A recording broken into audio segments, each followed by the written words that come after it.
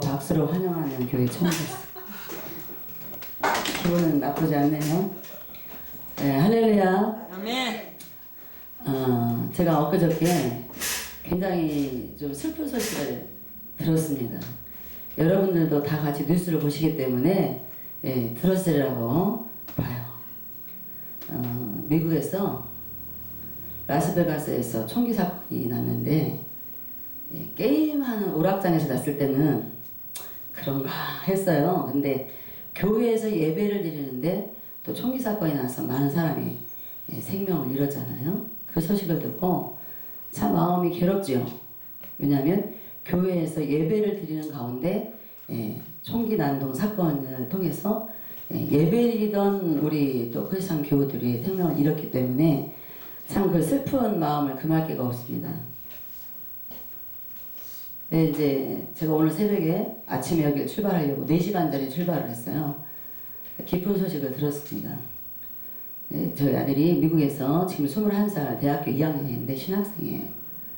그런데 핸델의 메시아를 어제 교회에서 공연을 했는데 너무나 공연을 잘 마쳤다고 연락이 왔고 그 공연을 하는 가운데 많은 학생들이 울고 회개하는 역사가 있었다고 기쁜 소식을 들었습니다.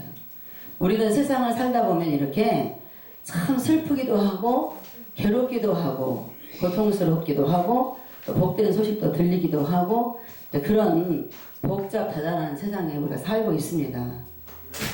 제가 이제 이 세계 선교복지 방송에 이렇게 전화를 목사님께 받고 어떤 설교가 좋을까 생각할 때에 지금 여러분도 다 알다시피 너무나도 감당할 수 없는 우리 인간이 해결할 수 없는 도무지 어찌할 수 없는 그런 무서운 암흑의 세력들의 사로잡힌 사람들의 행위가 굉장히 우리를 고통 가운데 빠뜨리잖아요.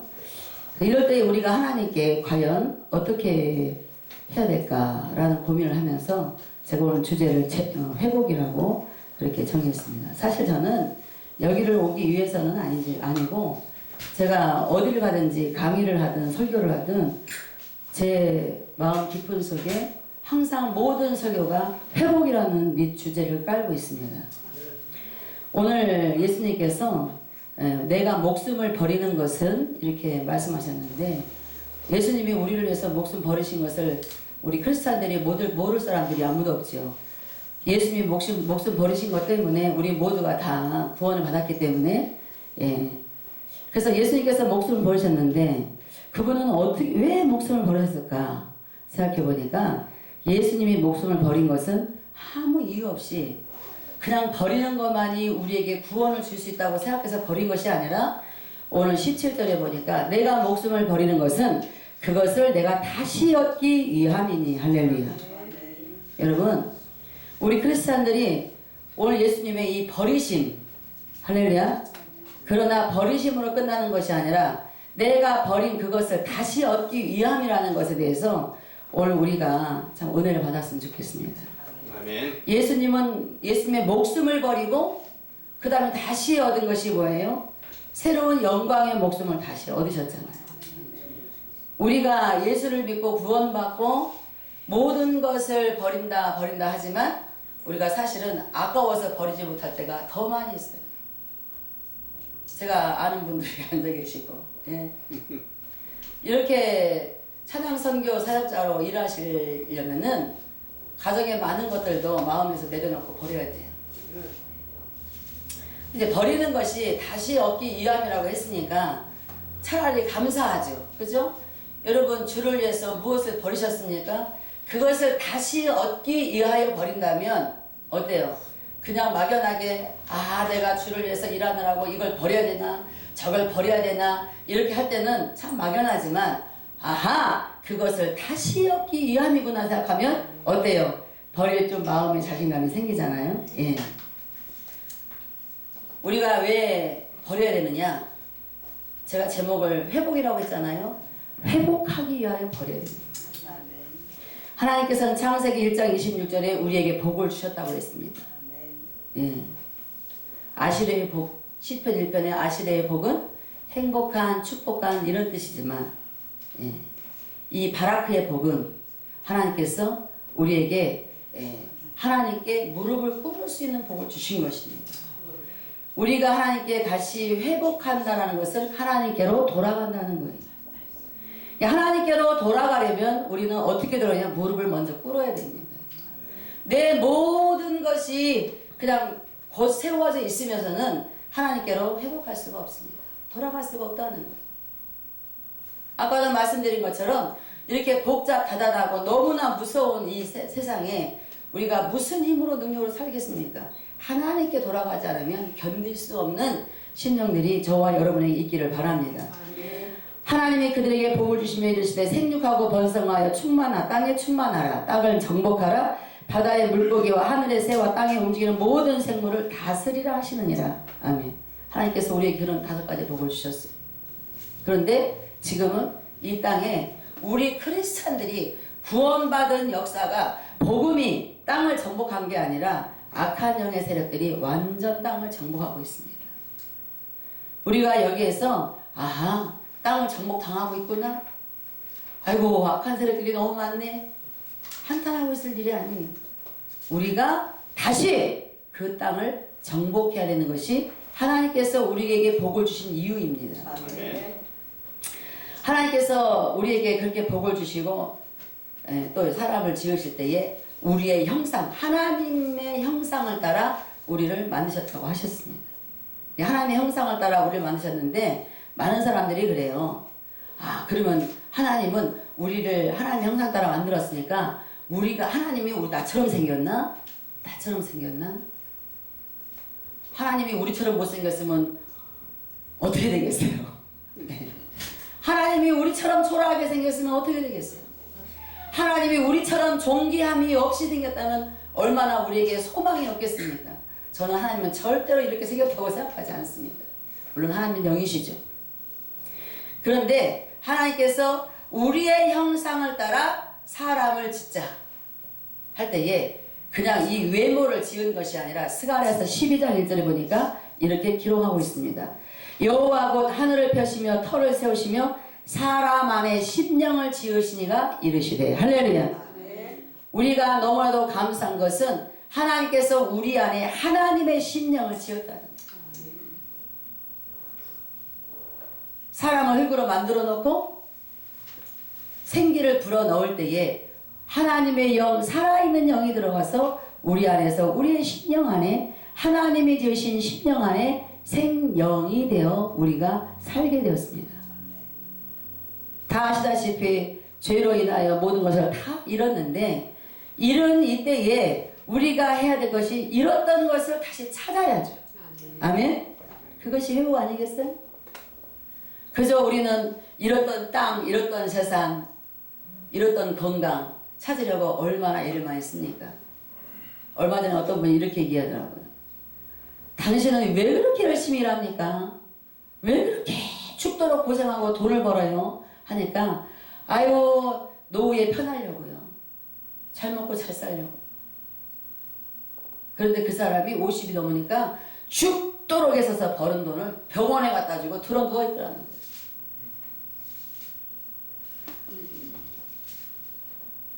아까 제가 말씀드린 것처럼 예수님은 목숨을 버리는 것은 내가 그것을 다시 얻기 위함이라고 말씀하신 것처럼 우리도 주를 위하여 무엇인가를 버렸다면 그것을 다시 얻을 수 있는 기회가 주어야 되지 않겠어요? 예, 버린다라는 것을 보니까 히브리 원어의 티뎀이라는 단어인데 저축한다, 예치한다, 버린다 이런 뜻이 있어요. 우리는 버리는 것이 아니라 저축하는 것입니다. 은행에 가면 은행에 돈을 넣어놓으니까 찾을 때 그냥 줘요? 이자 붙여주더라고요. 할렐루야. 얼마나 좋아요? 맡겨놨는데 이자 안 주면 재미없잖아요? 그러나 일본은 내가 돈을 이자를 줘가면서 맡겨야 됩니다. 우리나라도 곧 그런 시대가 온다 그래요. 좋아하지 마세요. 얼마나 돈이 많으면 일본은 은행에다가 돈을 맡겨놔야 되는데 돈 다툴 데가 없어요.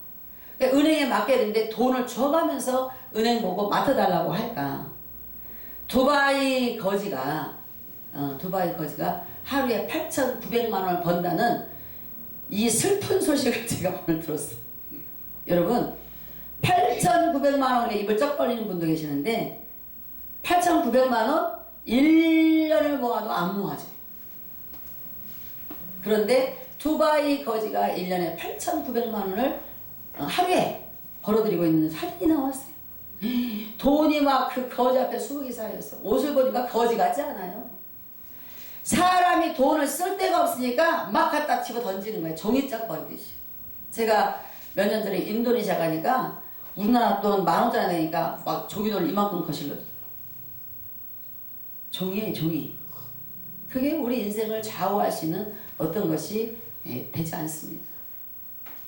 세상에 거지가 8,900만 원을 하루에 번다는데 우리는 8,900원도 없어가지고 말이에요. 점심을 굶는 사람들도 있잖아요. 예. 그런 것을 부러워할 저희가 아니라 지금 우리는 가장 시급한 것이 내가 하나님께로 어떻게 돌아갈 것인가. 내 안에 심령을 지으신 이가 나에게 바라고 원하는 것이 뭐예요? 회개하고 옷을 찢지 말고 마음을 찢고 돌아오라는 거예요. 돌아갈 때 어떻게 해야 돼요? 내가 지금 세상에서 즐겼던 모든 나의 감정, 정서, 취미, 나의 모든 만족된 것들, 그런 것들을 다 버리고 가요. 사실은 버리고 다시 얻는 그 기쁨을 저는 너무나도 많이 체험했습니다. 여러분도 물론 많이 체험하셨으리라 저는 믿어요. 기독교는 체험의 종교잖아요. 체험의 신앙이에요. 우리가 하나님을 만나고 하나님을 체험하는 신앙이 아니면 항상 우리는 영적인 배고픔이 있어요. 늘 갈증이 있어요. 물론 또 그렇게 없어서 갈증이 아니라 있음에도 불구하고 영적인 것이 만족함에도 불구하고 전능자는 여호와라는 그분 한 분뿐이라는 우리의 신앙 때문에 늘 전능자에게 목마른 갈급함이 있어야 되는 겁니다. 사실이지만 우리가 육적인 거 가지고 날마다 갈급하고 목말라야 되고 날마다 그것 때문에 달라달라 말해야 되고 우리의 신앙은 그렇게 두바이 거지보다 못한 신앙을 가져서는 안 됩니다. 두바이 거지에게 8,900만 원이 되어지도록 던져준 사람도 그 사람도 하나님이 지으신 사람이에요. 하나님께서 말씀하시기를 존귀에 처하나 깨닫지 못하는 자는 멸망하는 짐승과 같다 그랬습니다. 우리가 아무리 존귀한 자로 하나님 만드셨을지라도 하나님께서 너희가 죄로 인하여 더럽혀지고 잘못된 모든 것들을 버려라 하면 우리는 버려야 돼요. 그런데 우리는 그 더럽혀진 모든 잘못된 것들을 다 움켜잡고 움켜잡은 채로 놓지 않으려고 그걸 빼앗기면 큰일 나는 줄 알고 그거 움켜잡고 십자가 같이 움켜잡으려고 합니다. 그러나 회복이라는 것은 십자가만 붙들어야 돼요. 그래서 여러분들이 하나님께 저축한다라는 예치한다라는 그 버림의 뜻을 기억하시고 여러분 인생에 버려야 될 것 무엇이 있습니까? 내가 하나님께로 온전히 돌아가려고 하는데 영육간에 우리를 방해하고 우리를 괴롭게 만들고 걱정하게 만들고 계산하게 만드는 것들이 여러분 각자에게 혹시 무엇이나 있습니까? 저는 아들 하나 있어요. 아까 말한 아들 하나 있습니다. 제가 아주 40이 다 돼가지고 그 아들을 낳았어요. 그런데 제가 3년 전에 이런 얘기를 했어요. 야, 너는 빨리 결혼을 해라. 엄마가 너를 너무 나이가 많아서 낳기 때문에 네가 빨리 결혼을 해줘야 나는 좋다. 이렇게 말을 했어요. 저희 아들이 저한테 훈련을 받아서 그런지 올여름에 방학 때 들어와서 저한테 이렇게 말하더라고요. 엄마, 제가 꼭 빨리 결혼하기를 원하세요? 이러더라고요. 왜 그러냐? 저는 결혼을 빨리 안 했으면 좋겠어요. 왜? 결혼이 뭐가 그렇게 급해요?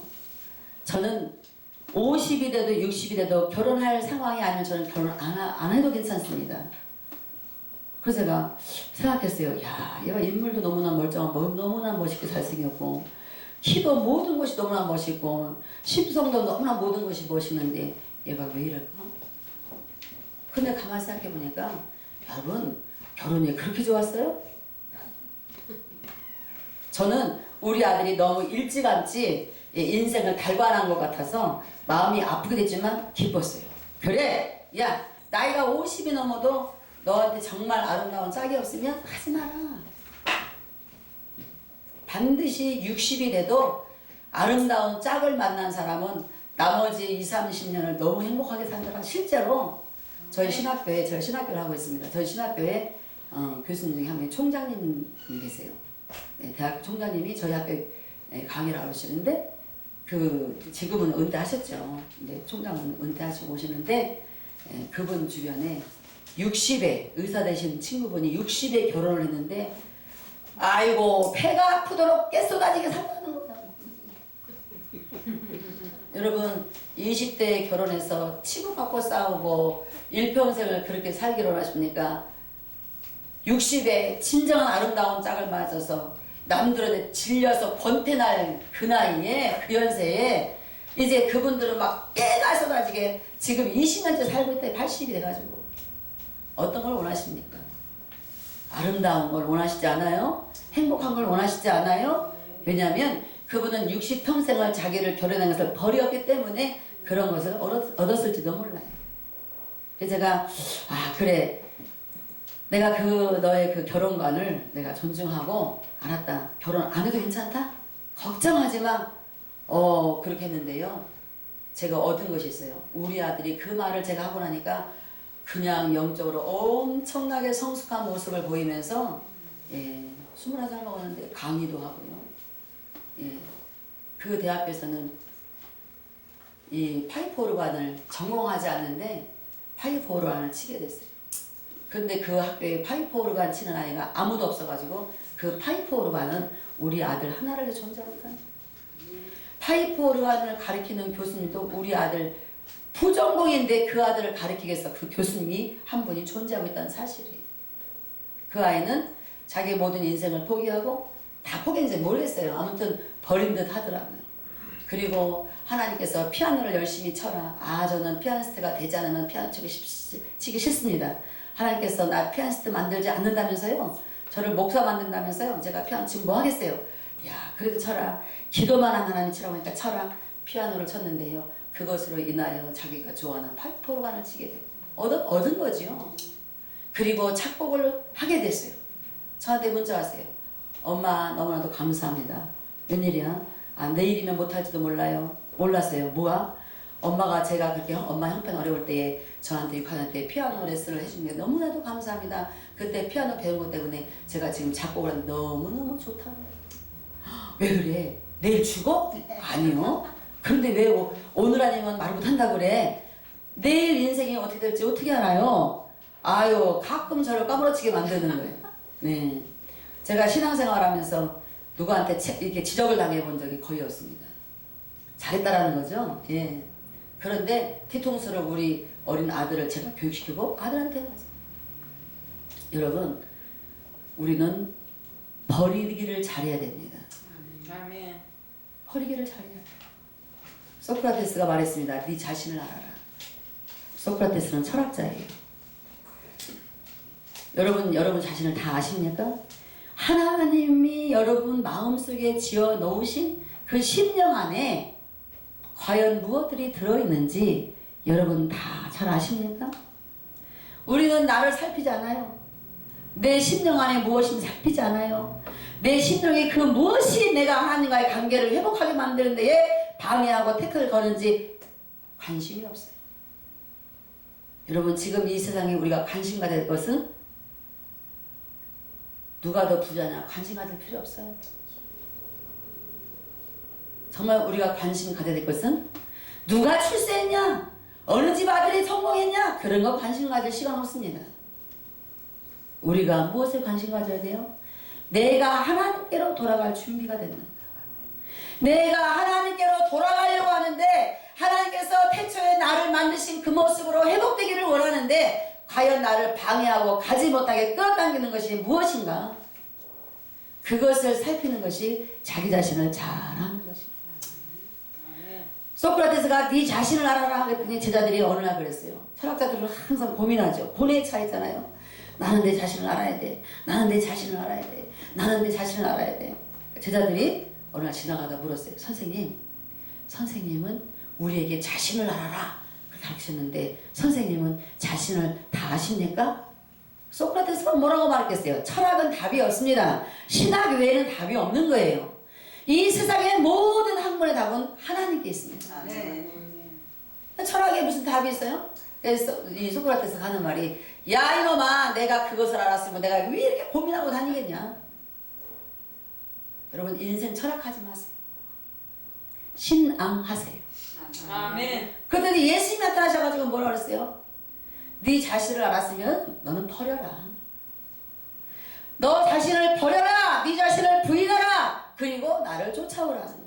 할렐루야. 우리가 찬양을 아까 찬양을 참 잘하셨는데 찬양을 하든 찬양도 복음이에요. 그 복음 속에 하나님이 주신 심령이 나와야 됩니다. 하나님이 내 안에 지어 넣으신 그 심령에서 찬양이 나와야 돼요. 아우 저는요 정말 대표 기도를 너무나도 유창하게 잘하시는 분을 봤어요. 저 신학교 때 너무 부러웠어요. 저는 교회 나가자마자 방언을 받아가지고 한국말로 기도를 지금도 잘 못합니다. 남들이 보면 내가 외국에서 살다 온 줄 알아요. 그런데 한국말로 기도 좀 잘 못하면 어때요? 하나님의 심령 지으신 심령이 내 안에 있으면 되지. 그 심령 안에서 나오는 삶을 살 때에 나는 오직 하나님만 바라볼 수 있습니다. 여러분 늘 주를 바라보세요. 주만 바라보세요. 바라보지 못합니다. 내 심령이 주를 바라보게 되어져 있을 때는 남들이 바라보지 말라고 담임 목사가 바라보지 말라고 해도 바라보게 돼 있어요. 하나님에 대해서 알아라 하지 않아도 알아지는 역사가 있습니다. 깨달으세요. 그렇게 하지 않아도 깨달아지는 역사가 있습니다. 그래서 찬양을 하면서 하나님 받기 원하시는 찬양을 할 때에 우리 모두가 어때요? 회개하는 역사, 심령이 덜컹거리면서 깨달아지는 역사, 나는 하나님께로 돌아가야 되겠다는 회복의 역사, 나는 왜 십자가 앞에서 이거밖에 안 되는가 울고 울부짖는 역사가 있을 줄로 믿습니다. 여러분 내가 하나님께 눈물을 흘렸을 때에 그 눈물은 그냥 흘리는 거예요. 요한계시록에 말씀하고 있습니다. 예수님이 다시 이 땅에 오실 때 주를 위하여 흘린 눈물을 닦아주러 오신다는 거예요. 그래서 눈물도 내 몸에서 버리는 거지만 버려야 돼요. 버릴 때에 여러분에게 하늘나라에 저축된 역사가 있어서 더 놀라운 기쁨의 역사로 소식으로 현실로 하나님을 더 찬양할 수밖에 없는 체험의 역사들이 많아질 줄로 믿습니다. 감사합니다.